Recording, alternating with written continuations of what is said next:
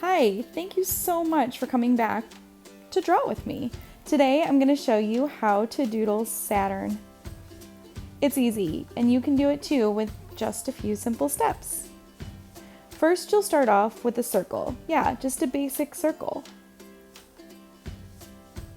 Next, you're going to want to add some rings. Saturn has rings. So first, you would draw kind of like a C on its side, and then draw another one right inside of it. Did you know that Saturn has 60 moons? 60 moons! Can you imagine standing out in your backyard looking up and seeing 60 moons?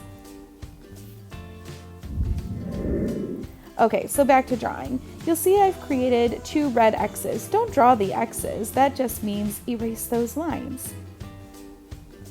Just like I've done here. When you do that, it makes it look like the rings are wrapping around the planet that you've drawn. It's important to add this dimension. Did you know that a year on Saturn is 10,000 days? 10,000 days, that's true. So if you imagine our year here on Earth is 365 days. That's a lot more days. All right, back to the drawing. So here I've added some dimension. I've made some dots to indicate craters along the surface of Saturn, of our planet. It also adds some dimension. Now I've colored in the ring. You can do this in any color you like. I used a royal blue to indicate that it is dark and icy up in space.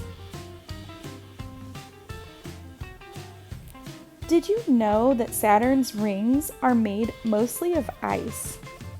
Must be cold. So now you can see I've added a few shading colors. I've variegated mine, meaning blended it with oranges and browns. You can do whatever color you'd like. Look at it just floating around up there in that solar system. Thanks so much for watching. I hope you enjoy.